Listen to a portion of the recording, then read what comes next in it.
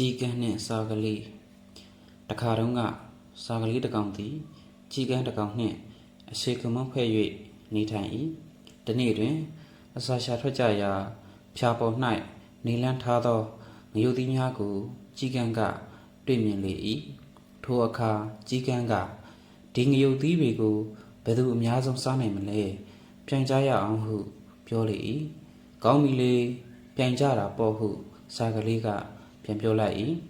ပြီးတော့နိုင်တဲ့သူကရှုံးတဲ့သူကိုစားစရမ်းတော်ဟုជីကန်ကပြောပြန်သည်စာကလေးသည်ជីကန်ကနောက်ပြောင်ပြောသည်ဟုထင်မှတ်၍ရေရင်မောမောနှင့်သဘောတူလိုက်၏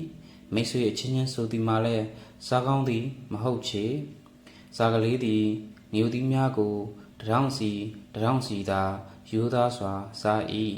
ជីကန်ကမူအကောက်ကြံ၍ငရုတ်သီးတရောင်းစားပြီးတိုင်း3-4တောင်ကိုစာကလေးမမြင်အောင်ဖျားအောက်တွင်ဝတ်ထား၏နောက်ဆုံးတွင်ជីကန်ကငါနိုင်ပြီကွခုမင်းကိုငါစားရတော့မယ်ဟုပြောလေ၏ယခုမှជីကန်ကအတီပေါက်ပြောသည်ကိုစာကလေးကသဘောပေါက်သွား၏ထို့ကြောင့်စာကလေးကကောင်းပါပြီကျုပ်ဂရိတီးရပါစေမယ်ဒါပေမဲ့ကျုပ်ကမစားခင်အဆွေနှုတ်သီးကိုတော့ရည်စည်းပါအောင်အညစ်အကြေးအပုပ်အသိုးတွေကိုစားလို့အဆွေဟာညစ်ပတ်တဲ့ငှက်တကောင်ဆိုတာလူတိုင်းသိပါတယ်ဟုပြောလိုက်၏ထိုအခါជីကန်သည်နှုတ်သီးကိုရည်စည်းရန်လို့ငါမျက်စီကိုသွား၍ရေတောင်း၏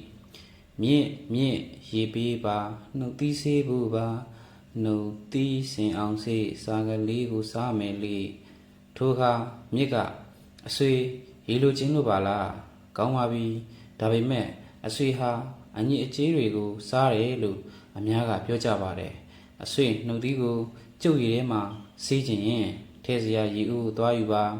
ပြီးတော့လိုသမျှရေကိုကျိတ်တလောက်ခက်ယူနိုင်ပါတယ်လို့ပြန်ပြောလိုက်တယ်ជីကန်သည်ရွာထဲရှိအိုထိန်တဲ့တန်းသွား၍အိုးလုတ်ပြီးရန်တောင်းမြန်လေသည်အိုးထိန်တဲ့နှုတ်သီးစီးဖို့ရေခတ်မဲအိုးလုံးလောက်ဖုတ်ပြီးကွယ်ရေကိုခတ်လို့နှုတ်သီးစေးစားကလေးကိုစားမယ်လေជីကန်၏စကားကိုကြားရတော့ကအိုးထင်းတဲ့ကအဆွေအိုးလိုချင်လို့ပါလားကောင်းပါပြီကျုပ်မှာအိုးလှုပ်ဖို့အတွက်ရှွန့်မရှိဘူးကျုပ်စီကိုရှွန့်ယူလာခဲ့တင့်ကိုအိုးလှုပ်ပေးပါမယ်လို့ပြန်ပြောလေသည်ជីကန်သည်လေကွင်းသို့သွား၍နှုတ်သီးများဖြင့်ရှွန့်များကိုစတင်တူးဆွလေ၏ထိုအခါမြေကြီးကအဆွေကြီးကန်တင်းဟာအညစ်အကြေးတွေကိုစားတယ်ဆိုတာတကဘာလုံးကအသိကြပါတယ်တူးရင်နဲ့မတူးရင်တော့ကျုပ်ရှင်တွေကိုတူးခင်မပေးနိုင်ဘူးជីကန်သည်ရွာထဲရှိလှဲပင်းလုံနေသောပပဲဆရာထံသွားပြီးတော့တူးရင်တလက်လှုပ်ပြီးရင်တောင်းရပြန်လေသည်ပပဲဆရာတူးရင်တလက်လှုပ်ပြီးပါရှင်ကိုတူလို့အိုးလို့ဖို့ရေကိုခတ်ယူဖို့ရေကိုခတ်လို့နှုတ်သီးစေးစားကလေးကိုစားမယ်လေဤတွင်ပပဲဆရာကအဆွေကြီးကန်တူးရင်လိုချင်လို့လားကောင်းပါပြီဒါပေမဲ့အဆွေမြင်တဲ့အတိုင်းပဲမိဖို့ထဲမှာမီးမရှိဘူးကျုပ်ကိုတူးရင်လှုပ်ပြီးစီခြင်းရင်မီးလာခဲ့ရမှာပေါ့ဟုပြောလေ၏ជីကန်သည်အနည်းရှိလယ်သမားတဦး၏အိမ်သို့မီးရှာရန်သွားရပြန်လေသည်လယ်သမား၏ဇနီးတဲ့ခြံဝင်းထဲ၌ထမင်းချက်နေ၏လယ်သမားကြီး၏ဇနီးတဲ့မိတစားလောက်ပေးပါကွယ်တူရင်လှုပ်မှရှင်တူးစရာရေဦးလှုပ်ဖို့ပါရေကိုခတ်လို့နှုတ်သီးစေစားကလေးကိုစားမယ်လေជីကန်ကလယ်သမား၏ဇနီးထံတွင်မီးတောင်း၏လယ်သမား၏ဇနီးက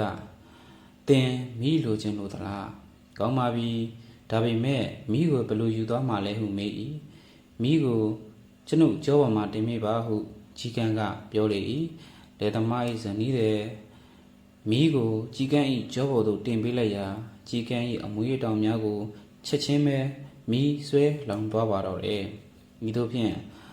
မတော်လောဘရှိသောကြီးရုံမာသည်မီးလောင်ပြကြ၍တေပဲဝင်သွားရှာရလေသည်ယူသားသောစာကလေးမှာတသန်းစီအောင်စိတ်ချမ်းသာစွာဖြင့်နေသွားရလေသည်ဤတွင်ជីကန်နှင့်စာကလေးပုံမြင်ပြီးပါပြီအားလုံးနဲ့ကျမ်းမာချမ်းသာကြပါစေ